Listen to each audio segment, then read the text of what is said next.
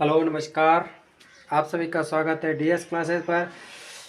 आज हम कक्षा 9 का अर्धवार्षिक का प्रश्न पत्र हल करते हैं। प्रश्न पहला है, निम्न में से कौन सी परिमेय संख्या है। पहला प्रश्न, निम्न में से कौन सी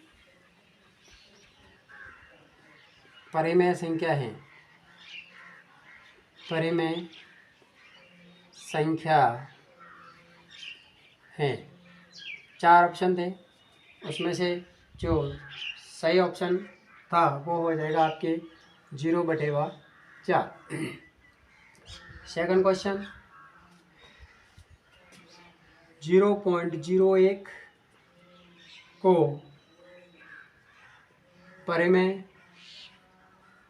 परिमेय संख्या में बदलने पर मान होगा।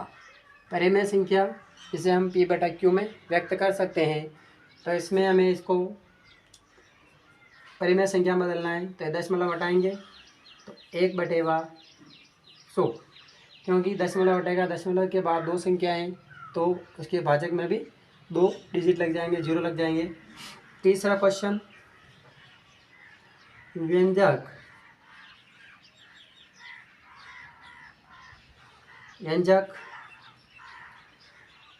3x³ प्लस 5x² माइनस 6 की घात है। यहाँ इसकी अधिकतम घात जो है वो x³ है, तो इसकी जो घात है वो 3 रहेगी। अगर वो x की घात पूछता है तो इसकी घात 3 आ जाएगी। क्वेश्चन नंबर 4, यदि x-3 व्यंजक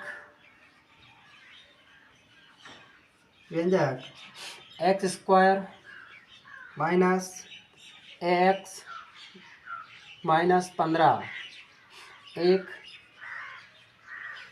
गुणनखंड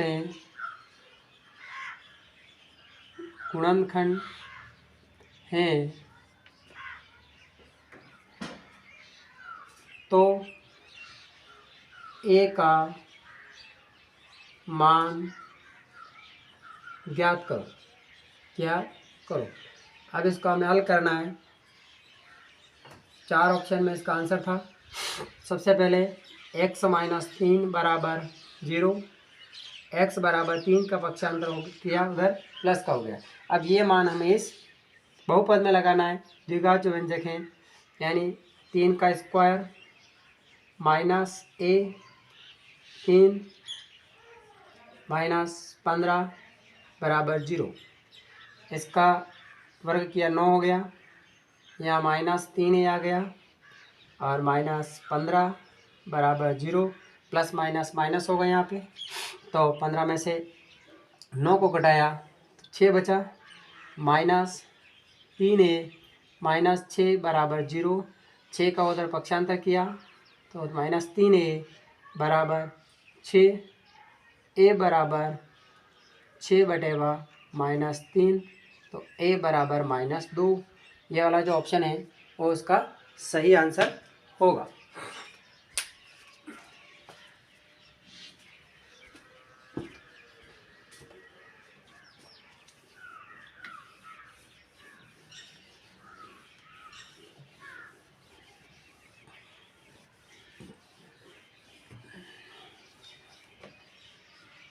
अगला प्रश्न है, बिंदु जो 5वां क्वेश्चन है, बिंदु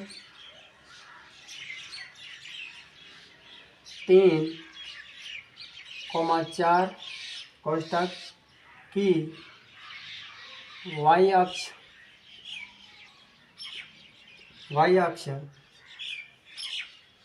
से दूरी होगी, दूरी होगी। तो इसकी दूरी निकालनी है, तो हम डायरेक्ट इसका अगर हम ग्राफ प्रदर्शित करते हैं तो इसकी दूरी आएगी 3। इसने वाई अक्ष से पूछा है। तो इस प्रकार से हम इसको ग्राफ में बता सकते हैं। ये मूल बिंदु हैं 1, 2 और 3। तो ये जो बिंदु हैं एक्स अक्ष वाई बिंदु से पूछ रहा है कि यहाँ से कितनी दूरी आ गई, 3 आ गई और ऊपर 4 है। इसी प्रकार से छठा क्वेश्चन,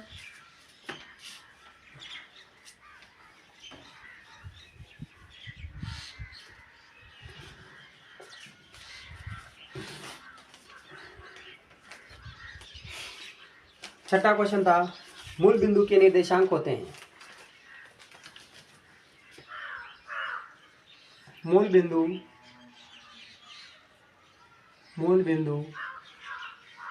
के निर्देशांक होते हैं।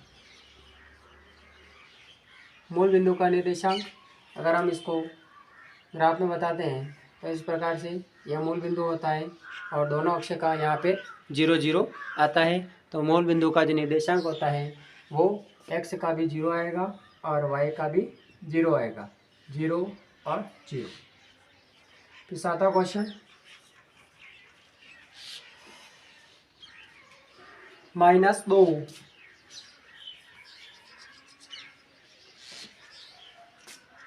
-2,3 निर्देशांक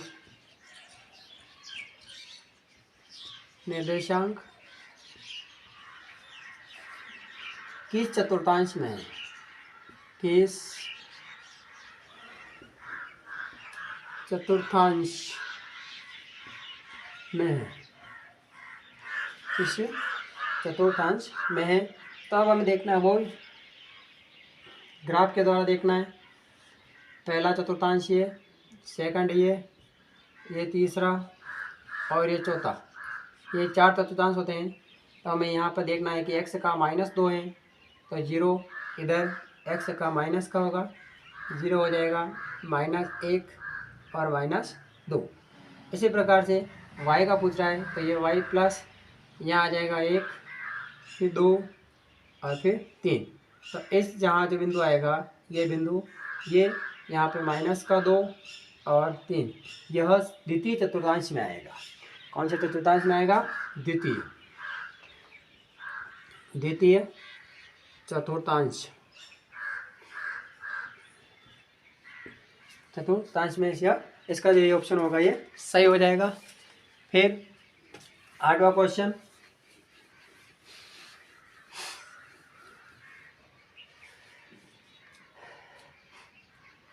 समीकरण 8वां जो प्रश्न है 2x + y = 6। इसमें 4 ऑप्शन है और इस समीकरण को संतुष्ट कौन करता है? तो यहाँ पर क्या मान लगाए, यहाँ पे 2 लगाएंगे, 2 दूनी 4 और y का भी 2 लगाएंगे, 4 और 2 6, इधर भी 6, यानी जो 2,2 जो है वो इसका संतुष्ट करने वाला युग्म होगा। समबाहु त्रिभुज फिर भुजा ए है तो इसका परिमाप ज्ञात करो। समबाहु त्रिभुज का परिमाप इसकी भुजा ए है तो ए भुजा ये जैसे समबाहु त्रिभुज है तो तीनों भुजाओं ये भी ए हो गया, ये भी ए हो गया, ये भी हो गया, तो इसका जो परिमाप आएगा वो 3a आ जाएगा। a यानी 3a आ गया। 12 से 10वां क्वेश्चन है। 12 सेंटीमीटर परिमाप वाले समबाहु त्रिभुज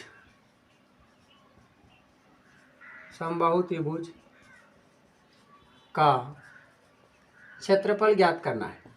क्षेत्रफल तो 12 सेंटीमीटर है तो सबसे पहले तीनों भुजा हो जाएगी 4 + 4 + 4, 4 + 4 + 4 बटेवा 2, यानी इसका जो अर्ध परिमाप आया है 12/2 = 6। अब हम हीरोन का सूत्र लगाएंगे। तो हीरोन का फॉर्मूला है S - A S minus B और एस माइनस सी, यानी कि एस का मान 6 आया तो 6 माइनस 4, 6 माइनस 4 और 6 माइनस 4, यहाँ हो जाएगा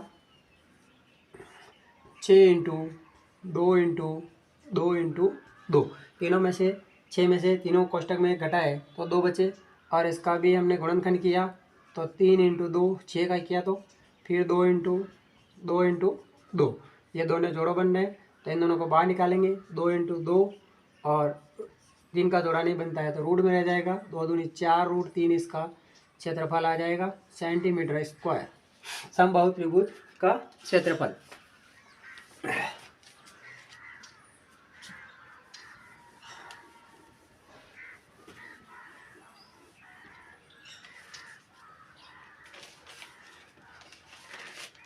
ग्यारह क्वेश्चन, y बराबर 2x माइनस 3, अगर हम y बराबर 5 है तो x का मान बताना है, तो y की जगह 5 लगाना है, बराबर 2x माइनस 3 का इधर पक्षांतर होगा तो 3 प्लस 5 बराबर 2x, यहाँ हो गया 8 बराबर 2x, x बराबर 8/2, यानी कि x बराबर 4, ये 4 वाला ऑप्शन इसका सही हो जाएगा। 12 क्वेश्चन, 125 की घात 1/3, इसको हल करना है, यानी हमें इसको हल करेंगे तो 125 का गुणनखंड करेंगे, 125 5 का भाग दिया 25 बार गया, फिर 5 का दिया 5 बार, फिर 5 का दिया 1, यानी इसका जो आंसर आया है 5 की घात 3 इंटू 1/3, 3 से 3 कट गया तो इसका आंसर 5 जो है वो ऑप्शन सही होगा। इस प्रकार से हमारे 12 क्वेश्चन कंप्लीट होता है।